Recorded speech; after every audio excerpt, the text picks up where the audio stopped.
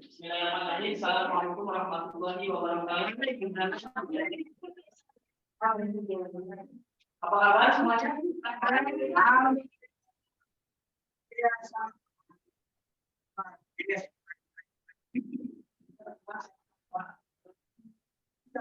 Sudah masuk?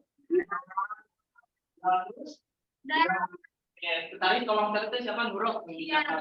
Oke, sebelum kita mulai pelajaran, mari kita berdoa terlebih dahulu dipimpin oleh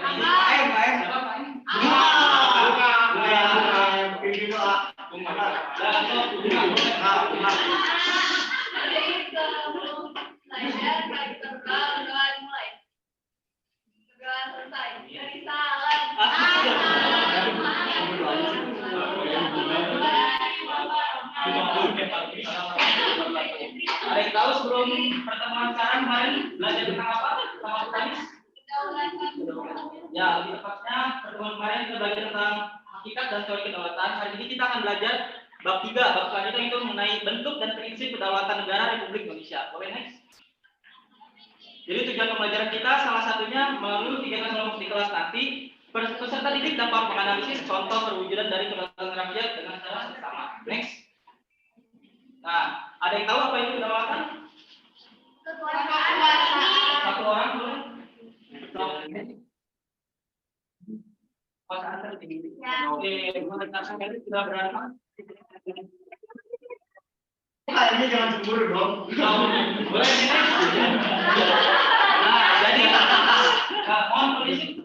Sebelum pertemuan sudah dibahas oleh Bu Candi bahwa kedaulatan itu berasal dari bahasa Arab yakni daulat. Jadi daulat yang berarti kekuasaan. Jadi kedaulatan adalah kekuasaan tertinggi dalam suatu negara. Boleh next? Nah, jadi negara Indonesia adalah negara yang berdasarkan atas kedaulatan rakyat. Landasan hukumnya yakni pada pasal 1 ayat 2 UUD 1945 menegaskan bahwa kedaulatan berada di tangan rakyat dan dilaksanakan menurut Undang-Undang Dasar. Boleh next? Nah, contoh perwujudan kedaulatan rakyat dan demokrasi ada yang tahu? Ada yang tahu? Angkat tangan. Dia belum jawab? Oke, boleh. Coba. Pemilihan umum. Oke, sudah berhasil. Oke, next. Jadi pemilihan umum merupakan kebijakan dari kedaulatan rakyat dan demokrasi. Selain itu, peran rakyat dalam mewujudkan kedaulatan ini tidak hanya melalui pemilu, tetapi dapat seperti berperan aktif dalam memberikan masukan, usulan, kritikan objektif kepada pemerintah serta mengawasi jalannya roda pemerintahan. Penyampaian suara itu dapat melalui lembaga perwakilan rakyat seperti melalui media massa atau dengan cara berunjuk rasa di depan gedung DPR atau DPRD gitu. Next. Baik. Ada yang boleh membantu bacakan? Boleh, boleh berakhir. Abang silakan. Prinsip-prinsip kedaulatan negara Republik Indonesia adalah sebagai berikut. Yang pertama, negara Indonesia adalah negara kesatuan yang berdiri. Yang kedua, kedaulatan negara di tangan rakyat dan dilaksanakan besar. Yang ketiga, negara Indonesia adalah negara hukum. Dan yang keempat, presiden tidak dapat membekukan dan atau membubarkan Dewan Perwakilan Rakyat. Yang kelima, menteri-menteri diangkat dan diberhentikan oleh presiden. Dan yang terakhir, MPR dapat memberhentikan presiden dan atau wakil presiden dalam masa jabatannya menurut undang-undang. Oke, baik. Jadi dari slide ini kita bisa belajar kata kuncinya saja itu. Yang pertama, Indonesia negara republik. Yang kedua, kedaulatan berada di tangan rakyat. Yang ketiga, negara hukum. Keempat, presiden tidak dapat membubarkan DPR. Kelima, menteri diangkat oleh presiden. Kelima, MPR hanya dapat memilih presiden selama masa jabatan saja. Oke, next. Baik, demokrasi berasal dari bahasa Yunani, demos dan kratos. Ada yang tahu apa? Ada.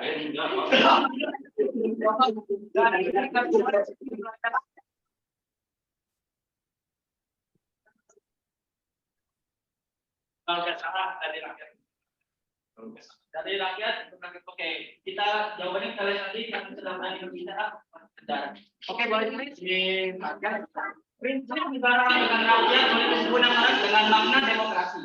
Demokrasi berasal dari kata demos dan kratos. Demos berarti rakyat dan kratos berarti pemerintahan. Secara harfiah, demokrasi memiliki pengertian pemerintahan dari rakyat. Abraham Lincoln mengartikan demokrasi sebagai pemerintahan dari rakyat, oleh rakyat dan untuk rakyat. Jadi dalam negara demokrasi, rakyat yang memiliki kuasa untuk mengatur pemerintahan atau kekuasaan ada di tangan rakyat. Hal ini sejalan dengan makna kedaulatan rakyat. Boleh di next? Nah, ada yang boleh bantu membacakan? Saya. Oke, Titin, silakan. Adapun beberapa perwujudan dari prinsip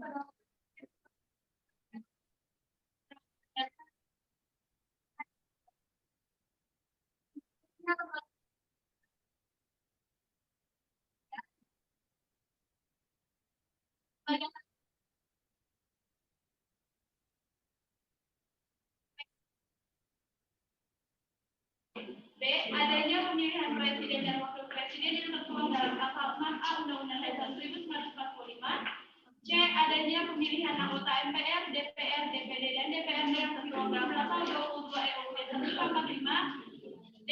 Dijaminnya hak warga negara dan juga hak asasi manusia yang tertuang dalam pasal 27 sampai dengan pasal 34 Undang-Undang Dasar 1945. Yang ketiga adalah memegang berdasar rakyat dan kerajaan.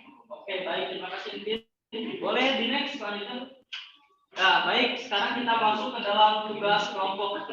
Baik, kita membagi kelompok jadi 3 saja. Yang baris pertama kelompok 1, baris kedua kelompok 2, dan baris ketiga kelompok 3. Nah, untuk kelompok 1 mau diperhatikan itu tugasnya menganalisis ilustrasi dari 3 gambar tersebut, tuangkan menurut abstraksi kalian itu apa gitu.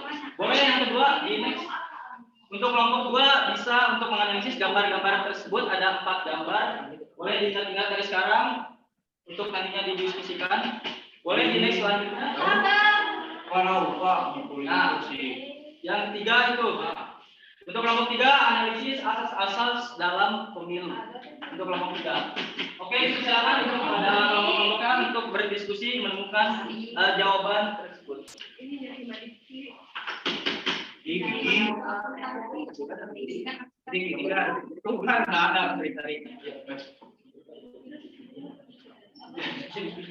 Naon mana mah belum mau gambar ya bukan oh belum kurang. Sini kelompok. Balik lagi. Coba kayak kelompok 1. Oke, mungkin kalau misalnya untuk diskusinya kita mulai dari kelompok 1, perwakilannya boleh 1 orang untuk maju membacakan jawabannya. Siapa? Ada? Oh, Iskandar. James. Baik, jawaban dari kelompok 1 ya. Ini kan ada ilustrasi gambar. Di sini ada beberapa gambar. Nah, jadi menurut analisis kelompok kami mengenai ilustrasi gambar tersebut, pertama adanya suatu perkumpulan, yakni masyarakat yang menyuarakan demokrasi untuk kita semua. Lalu di situ terlihat pula ada seorang yang berkampanye sebagai ajang mempromosikan calon pilihan saat pemilu nanti untuk mengajak masyarakat agar memilihnya. Lalu pada gambar kedua, sedang dilaksanakan pemilihan umum pada saat pencoblosan di tempat pemungutan suara untuk memilih calon pemimpin yang akan dipilih sesuai keinginannya masing-masing. Lalu gambar yang ketiga mengilustrasikan setelah pemilu selesai terpilihnya pejabat-pejabat hasil pilihan rakyat melalui pemilihan-pemilihan di tempat pemungutan suara sebagai wakil rakyat. Secara keseluruhan, ilustrasi gambar tersebut menjelaskan prinsip kedaulatan rakyat di mana kekuasaan tertinggi berada di tangan rakyat yang ikut serta dalam pemilihan umum untuk menentukan pemimpin sebagai wakil rakyat.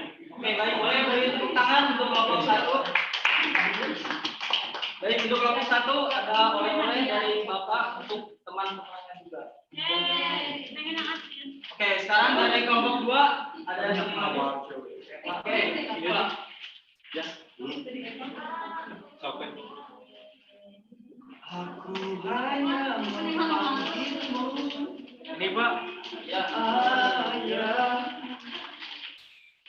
Jadi menurut kelompok kami mengenai ilustrasi gambar tersebut, yaitu gambar pertama yang mana Pak ini? Yang pertama atas itu. Ada jawaban itu karena suatu masyarakat yang berkumpul seolah bahwa pemilu telah tiba sebagai implementasi dari demokrasi di negara Indonesia. Lalu pada gambar kedua, yaitu condong pada hal yang berbau negatif adanya politik uang sebelum dilaksanakannya pemilu kepada rakyat seolah agar mereka mau memilihnya menjadi wakil rakyat. Ya, pada gambar yang ketiga mah ini Pak, apa ya ini? Mana sih? Nah, tiba saatnya pemilihan umum di tempat pemungutan suara. Nah ini Pak, pas keempat ya, ketiga itu apa ya, lagi pemilu. Yang keempatnya Pak, nah, kecewaan dari rakyat terhadap wakil yang dipilihnya. Gara-gara kalau udah kepilih mah lupa gitu Pak ya. Oke, baik, boleh kita beri apresiasi untuk kelompok 2. Oke, dari kelompok 3, kelompoknya bukan. Oke, boleh silakan. Boleh.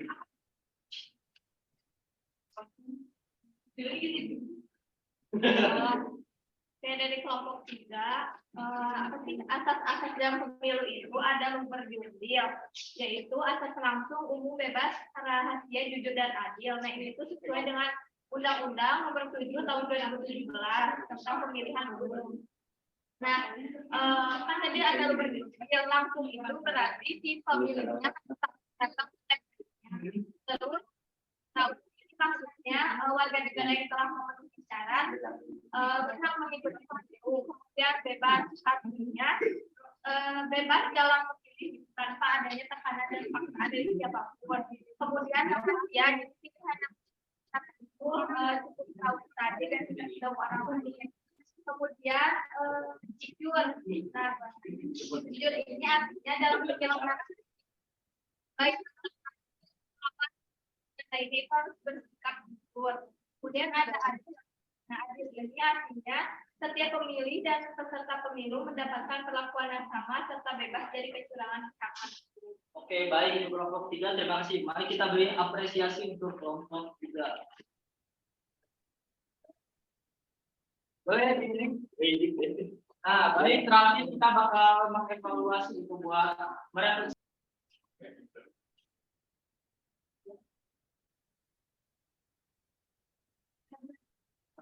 Adil satu. Juara satu siapa ini? Oke, untuk juara 1 dan 2 ada hadiahnya. Pak, ini cuma putih mau rokok.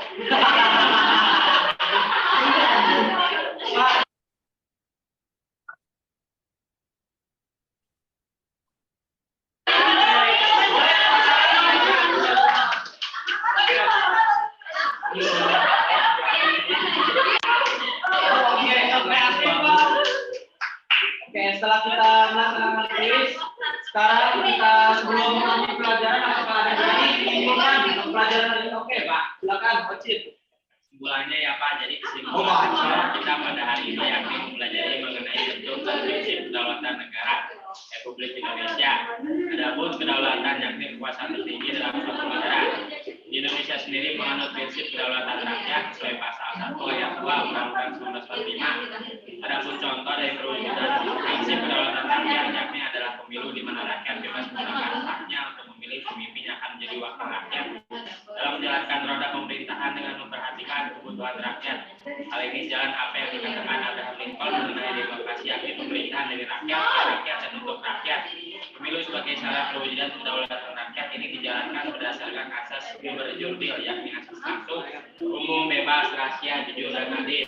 Oke, baik, terima kasih kepada Rosi atas kesimpulannya. Ada untuk Rosi.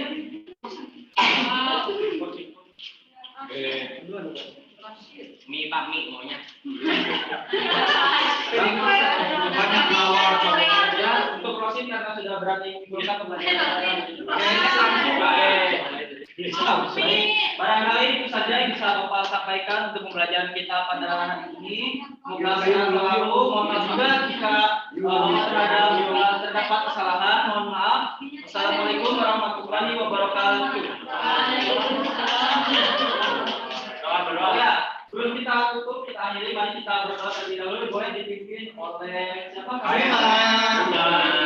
Siapa?